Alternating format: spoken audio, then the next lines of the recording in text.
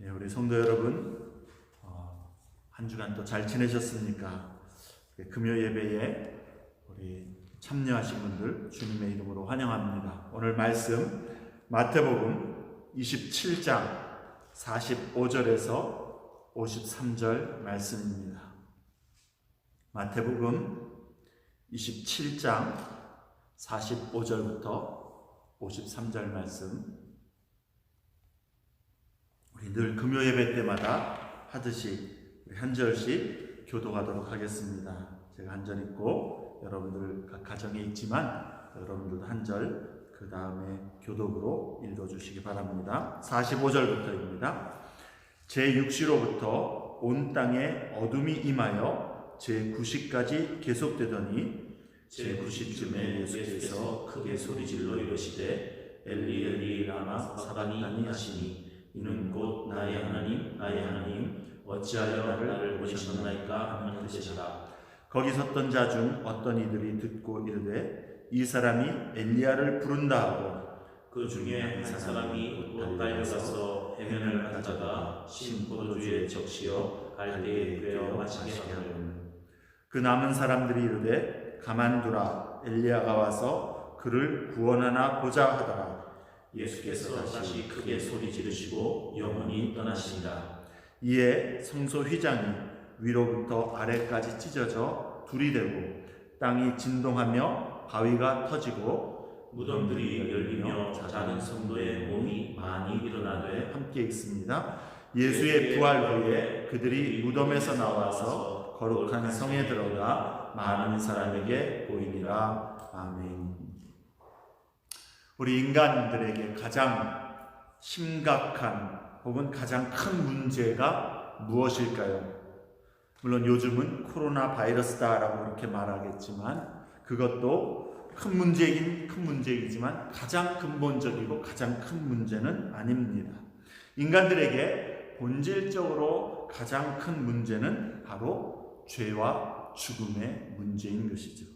죄로 인하여 하나님과 관계가 단절되었을 뿐만 아니라 죄의 결과로 세상에 그리고 우리 인간들에게 고통과 슬픔, 악과 불의가 존재하게 되었고 무엇보다도 죄의 결과로 모든 인간들은 사망의 권세 아래 놓이게 되었습니다. 로마서 6장 23절 우리가 잘 아는 말씀처럼 죄의 삭은 사망이요 하나님의 은사는 그리스도 예수 우리 주 안에 있는 영생이니라 그렇게 선언을 합니다. 인간의 가장 근본적이고 가장 큰 문제는 죄로 인해 단지 우리가 육신의 죽음을 맞이하는 것 그것만이 아니라 영원한 생명과 반대되는 영원의 사망이 문제라는 것이죠. 죄의 삭은 사망이다. 바로 이 영원한 사망이라는 겁니다. 영원한 사망이란 우리의 존재가 소멸되어 없어진다라는 것이 아니라 영원히 하나님의 심판과 형벌 가운데에 존재하는 것을 의미하는 것이죠. 그러니까 영원히 살기는 사는데 하나님과 단절되어서 하나님의 형벌 가운데에 영원히 사는 것, 이것을 성경은 죄의 삭은 사망이다라고 말한다라는 겁니다. 우리가 흔히 얘기하는 지옥 형벌이라고 말하는 것이죠.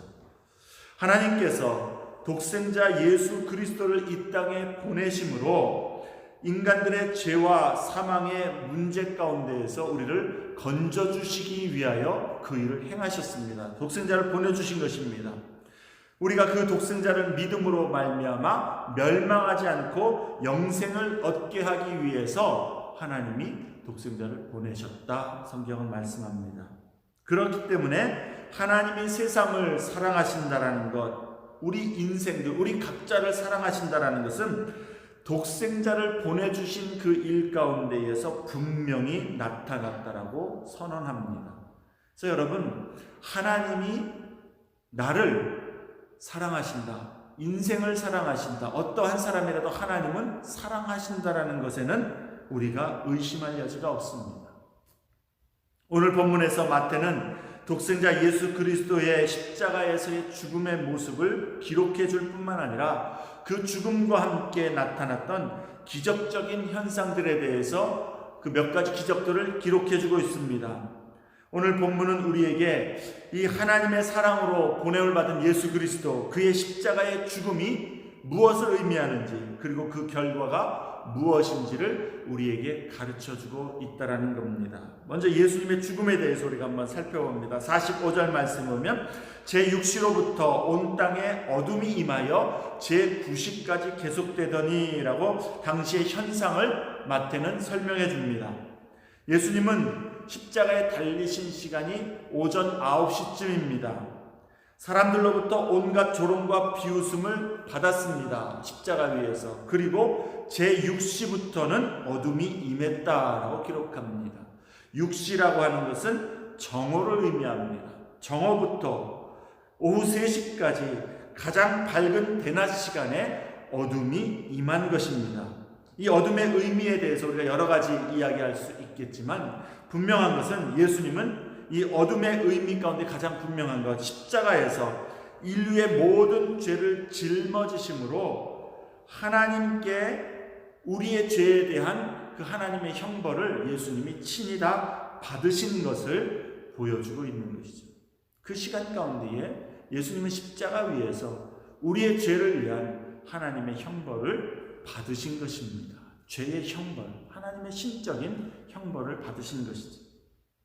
46절에 말씀해 보면 이 3시간의 어둠 중에 침묵하셨던 그 예수님은 큰 소리로 엘리 엘리 라마 사박다니 그렇게 외치십니다. 아람어로 예수님이 사용한 언어가, 당시 유대인들의 사용한 언어가 아람어인데 그 의미가 나의 하나님 어찌하여 나를 버리시나이까? 왜 나를 버리십니까? 여기에는 우리 인생이 도무지 이해할 수 없는 신비가 스며 있음을 우리는 인정해야만 되겠습니다. 어떻게 영원토록 하나이시고 완전하신 삼위일체의 그 하나님께서 성부 하나님, 성자 하나님이 어떻게 단절되고 그 관계가 분리될 수 있는가? 그래서 우리는 그럴 수 없다라고 이야기할 수도 있습니다.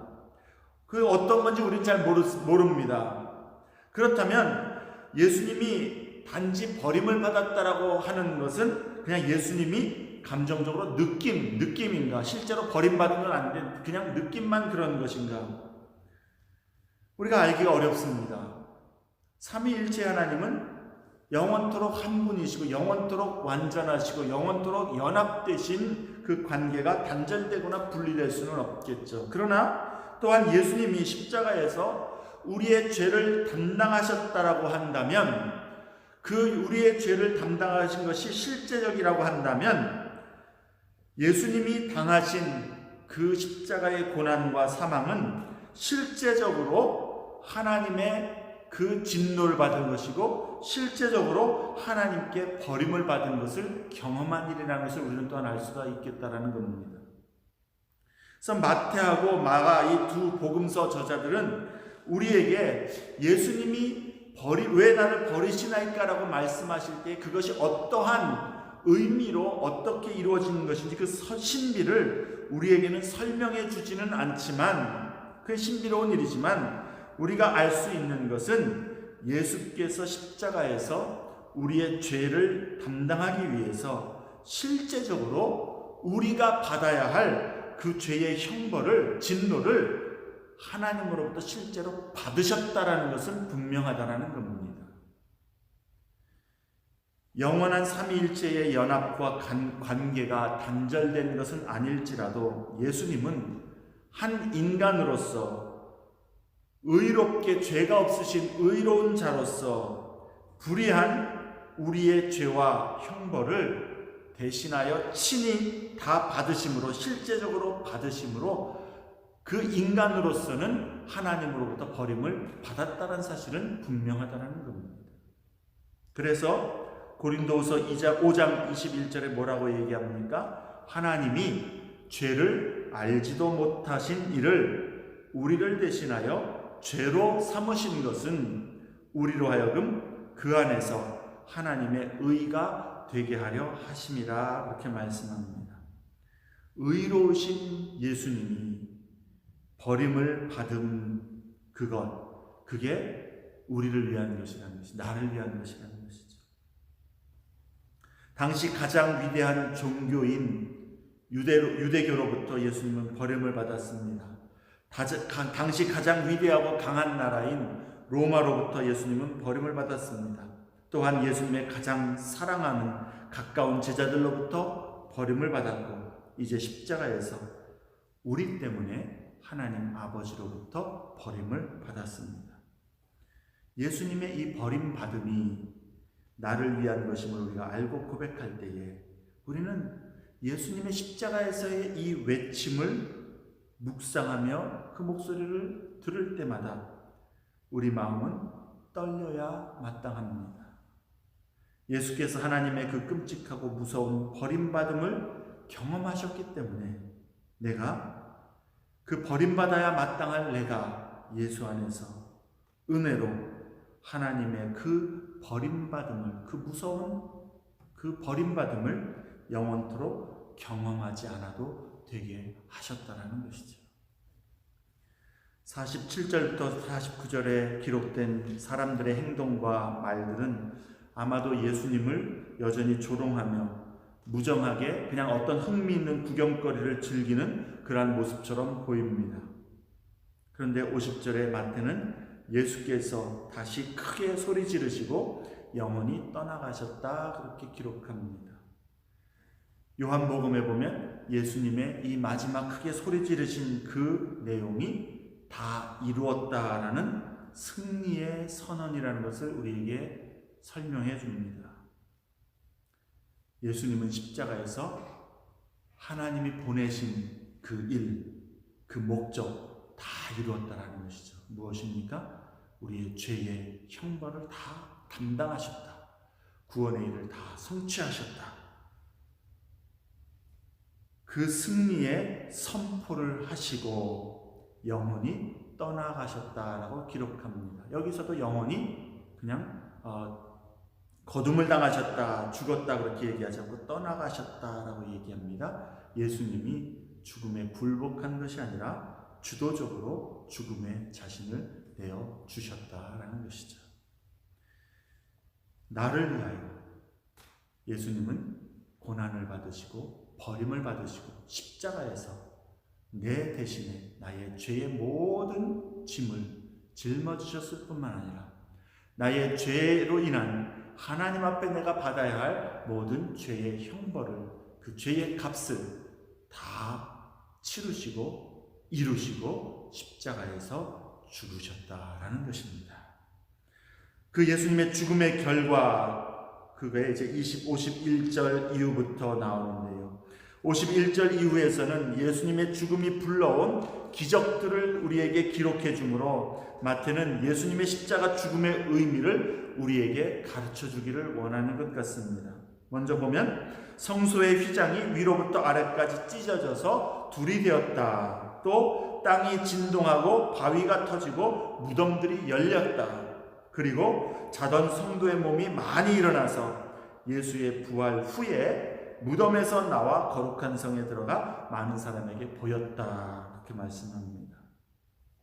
이 많은 여러 가지 기적적인 일들, 이 현상들, 곧 예수님의 희생이, 그 죽음이 받아들여졌다. 하나님 의도하신 대로 다 이루었다는 것을 우리에게 확증해주는 사건들이 될 수 있습니다.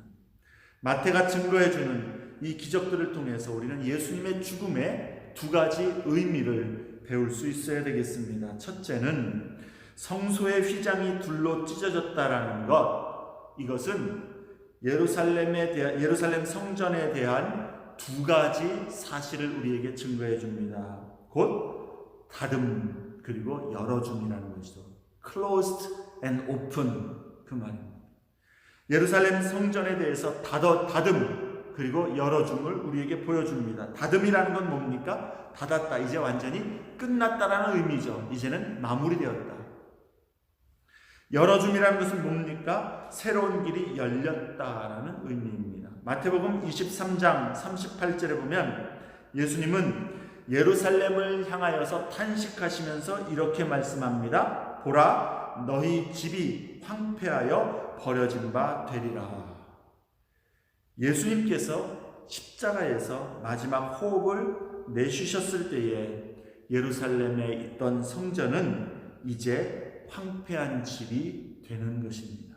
그리고 말씀대로 AD 70년 로마 디도 장군에 의해서 예루살렘 성전은 황폐하게 무너지고 버려지게 되었죠.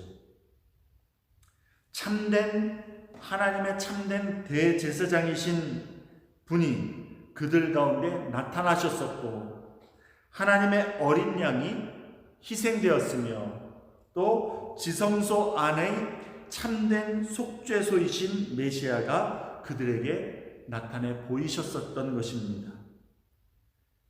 그리고 이제 그 대제사장이고 어린 양이고 또한 그 핏부림의 희생 제물이 되신 예수께서 죽으심으로 예루살렘에 서 있던 그 성전이 더 이상 필요하지 않게 된 것이죠.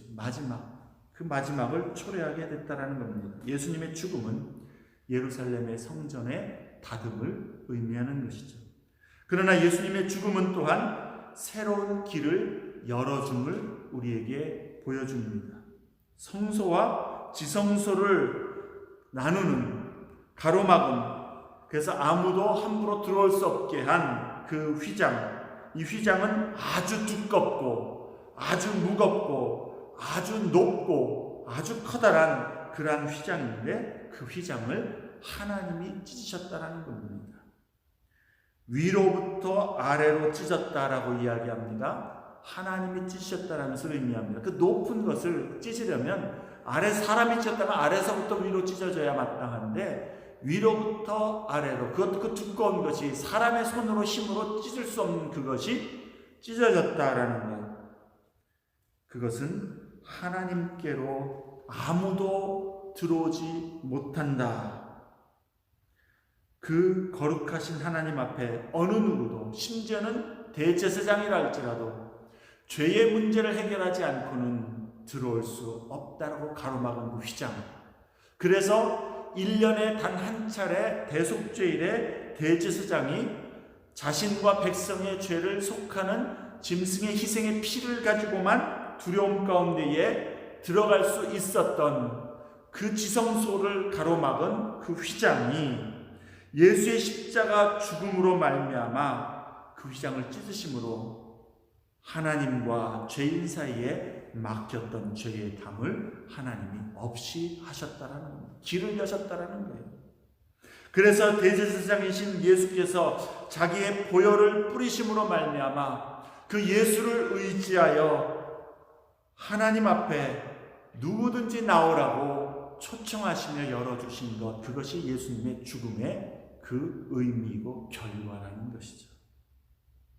에베소서 2장 13절에 그래서 바울은 이렇게 얘기합니다. 이제는 전에 멀리 있던 너희가 그리스도 예수 안에서 그리스도의 피로 가까워졌느니라. 하나님과 우리 인간 사이의 죄의 문제 때문에, 죄의 문제가 가로막혀서 하나님과 우리가 가까이 할 수 없는 그 모습 속에서 그리스도 예수 안에서 그리스도의 피로 말미암아, 죽음으로 말미암아 우리가 하나님과 가까워졌다. 하나님께 아무 때나 예수 의지에 나아갈 수 있게 하셨다라는 겁니다. 로마서 5장 1절과 2절에 그러므로 우리가 믿음으로 의롭다 하심을 받았으니, 믿음으로 의롭다 함을 받았으니, 우리의 죄의 문제, 더러움의 문제를 예수를 믿음으로 말미암아 의롭다함과 정결함을 받았으니 우리 주 예수 그리스도로 말미암아 하나님과 화평을 누리자. 더 이상 막혀있지 않다라는 겁니다. 하나님과 화평을 누리자. 또한 그로 말미암아 우리가 믿음으로 서 있는 이 은혜에 들어감을 얻었으며 라고 얘기합니다. 하나님과 우리 사이의 죄의 문제가 해결되었고, 그래서 이제 우리가 예수를 힘입어서 믿음으로 그 앞에 서 있는 은혜, 거룩하신 하나님 앞에 우리가 믿음으로 가서 설 수 있고, 우리가 더러운 그러한 죄인이지만 하나님 앞에 들어가 서서 하나님을 찬송하고 예배하고 배울 수 있는, 하나님의 임재 앞에 나갈 수 있는 은혜에 우리가 들어감을 얻었다는 것이죠. 예수님의 대속의 죽음 때문에 우리의 죄의 문제가 해결된 것입니다. 그래서 하나님께 예수 의지하여, 예전에는 대제사장을 통해서 어떤 짐승의 피를 가지고 들어갔는데 이제는 믿음으로 예수를 힘입어, 예수의 보혈을 힘입어 하나님께 직접 나아가는 그러한 새로운 은혜의 길을 열어주셨다는 것이죠. 이것이 우리가 하나님 앞에 오늘도 우리가 엎드릴 수 있고 우리의 사정을 알을 수 있고 또한 무엇보다도 하나님 앞에 우리가 장차 서게 될 때에 하나님의 자녀요 하나님의 백성으로 그 나라에 살 그 확신이 있는 이유인 것입니다. 예수의 죽음으로 우리의 죄가 정결하게 되었고 죄의 문제가 해결받았습니다. 두 번째로 땅이 진동하고 바위가 터지고 무덤들이 열리고 자던 성도의 몸이 많이 일어났다라고 기록합니다. 놀라운 일인 것이죠. 자던 성도들이라는 것은 죽었던 자들을 의미합니다. 이 성도들이 누구인지, 몇 명이나 살아났는지, 얼마 동안 살았는지, 그리고 우리에게 이 사람들이 어떻게 활동해, 이런 내용들은 우리에게 마태가 알려주지는 않지만 여기서 한 가지 분명하게 마태가 우리에게 전해주고자 하는 것은 이것입니다. 예수의 죽음으로 인하여 이제 죽음의 권세는 깨졌다, 이것이죠. 예수님의 죽음은 살리는 죽음이었다라는 겁니다. 예수의 죽음으로 죽은 자가 다시 생명을 얻었다. 그것을 상징적으로 보여줍니다. 예수님이 십자가로 생명에서 죽음으로 십자가에서 옮겨지게 되었을 때에 우리가 예수 안에서 죽음에서 생명으로 옮겨지게 되었다는 사실을, 그것을 마태는 우리에게 가르쳐 주기를 원하는 줄로 압니다. 예수님의 죽음 안에서 인간의 죽음이 죽었습니다. 예수님의 죽음 안에서 인간의 가장 근본적이고 큰 문제인 죽음이 죽었다라는 것입니다.